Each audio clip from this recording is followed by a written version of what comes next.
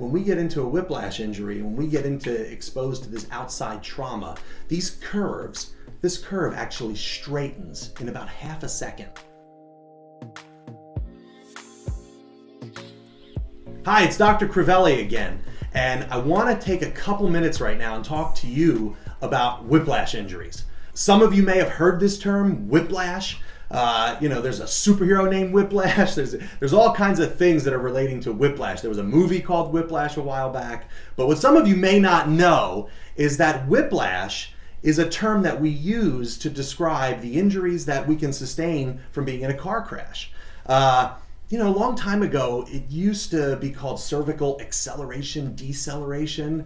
They had other things calling it cervical sprain strain, all kinds of different terms. But lately, the medical literature and the medical community's come back to whiplash. And so we're calling it a whiplash injury. Basically what that is, I like to spend a couple minutes and just talk about what happens in a car crash, the types of tissues that can be injured, how those injuries occur, how long they can take to heal, and especially what you can do about it. So let's kind of go back to the beginning. And here you are sitting in your car at a red light, light turns green, and all of a sudden, bang, you get hit from the back. What just happened? Most times, patients that I encounter, patients that most providers encounter, aren't even aware that this thing happens. They hear it at the last second. They hear brakes squealing, and all of a sudden they hold onto that steering wheel for dear life and they feel this impact. Well, what's actually happening inside your spine, inside you, is that spine, your vertebrae, right here actually. This is our spinal column. See these lovely curves right here. These curves are designed so that we can be biomechanically at our best. And what happens is that when we get into a whiplash injury, when we get into exposed to this outside trauma, this curve actually straightens in about half a second. So 0.5 of 1 second is enough to straighten all of those curves in that spine. And what eventually happens? The ligaments, the musculature, everything that's on this back side of the spine gets pulled a little too much. It gets stretched a little too much. Sometimes some of these muscle fibers get torn. And it happens all the way up and down the spine. One of the misnomers that people talk about with whiplash is that it only occurs to the neck. It's true that neck injuries are very, very common among whiplash, and it's mostly because the head kind of acts like an apple on a stick and just rocks back and forth, and our muscles, our ligaments, our tendons, everything that we would term as soft tissue isn't really set up to, withstand that properly, and so they end up pulling too much, stretching too much, and sometimes tearing. But this process can go up and down the entire spine. Sometimes we see injuries at the lumbar spine or your lower back. Again, what happens is that this curvature straightens, and it's that straightening that produces a lot of tension on those support structures, like ligaments, like muscles, tendons, even sometimes the disc. Sometimes the disc fibers get, some little, tears in them. So that's the initial injury, and it's a significant injury. There's a stat that's out there now that about 45% of people walking around right now that have chronic neck pain have a car crash somewhere in their past. And we're not talking about these things that happen less frequently. There's about 3 million new whiplash injuries every year. 3 million. And of those, almost half of those patients will eventually go on to have chronic neck pain. It's an epidemic is really what it is.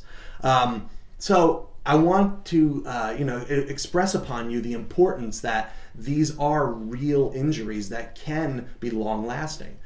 So what we talked about there, after the initial impact, the muscles, the ligaments, the soft tissues, they get pulled, they get stretched. Sometimes there's little tears there. Think of a rubber band going all the way out to the end. That's exactly what it is.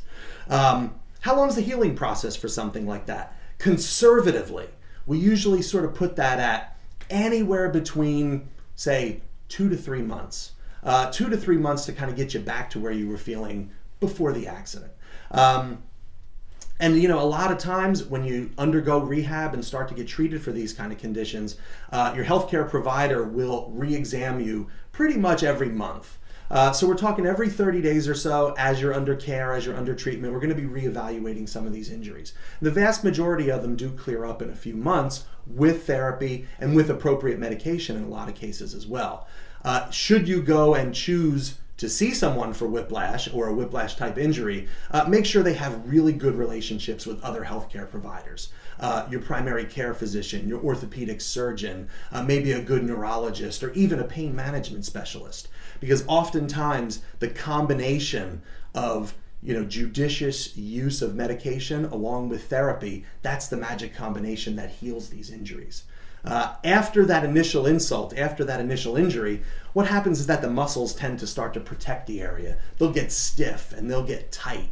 And what that does is it decreases the range of motion. So you may feel like really stiff throughout the day. You may feel like you have trouble looking up or looking down or even driving or writing or even looking down at your phone. It's because those muscles have been traumatized and they're really, really tight.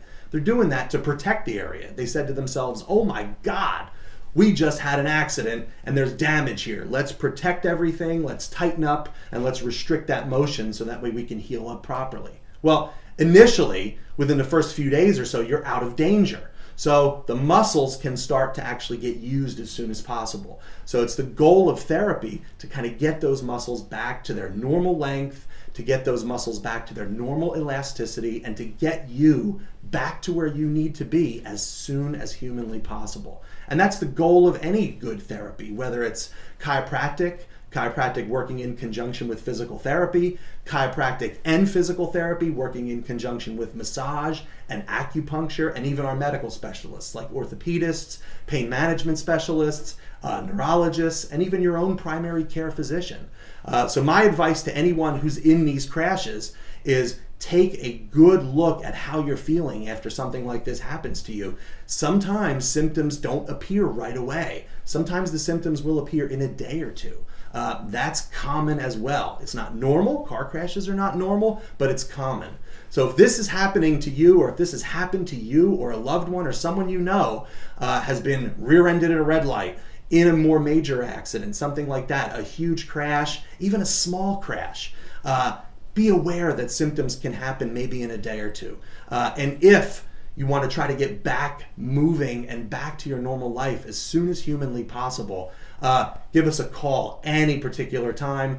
Make sure you get in touch with your primary if you need to, and make sure everyone is coordinating. Make sure you have a good healthcare team in place for you to recover from these whiplash injuries.